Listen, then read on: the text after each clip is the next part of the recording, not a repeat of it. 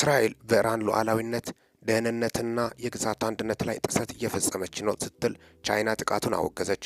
ቻይና የእስራኤልን ጥቃት ያወገዘችው በተባበሩት መንግስታት የጸጥታው ምክር ቤት በተጠራው ቅዳሜ ሰኔ 7 2017 ዓ.ም አስቸኳይ ስብሰባ ላይ በተወካዩዋ ፉኮንግ በኩል ነው።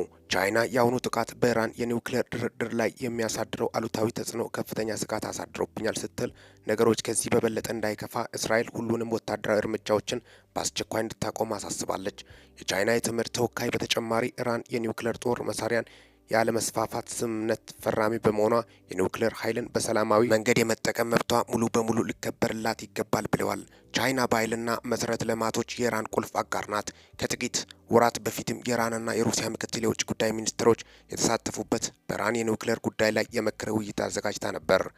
ክቡራትና ክቡራን ዩቲዩብ አድማጮች በአሁኑ ሰዓት በእስራኤልና በኢራን መካከል ከፍተኛ የወታደራዊ ጥቃቶች ናቸው እየተካሄዱ ያሉት። በተለይ በሚሳኤሎች በጣም ከፍተኛ ውጊያ እያካሄዱ እንደሚገኙ ጭምርም ነው። ይህ ደግሞ ለዓለም ደህንነት ከፍተኛ ስጋት እንደሆነ ጭምርም ነው።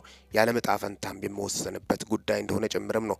በርካቶቹም ምናልባት ሶስተኛ ዓለም ጦርነት መጀመሪያ ይሁን በማለትም በርካቶቹ ስጋታቸውን እየገለጹ እንደሚገኙ ጭምርም ነው። ሰላም ለዓለማችን። ሚኪ ነኝ ከሚኪታ ቦረንፎ። ይህንን ቻናል ሰብስክራይብ በማድረግ ወቅታዊና ታማኝ መረጃ ያገኙ። ሰላም ቆዩልኝ።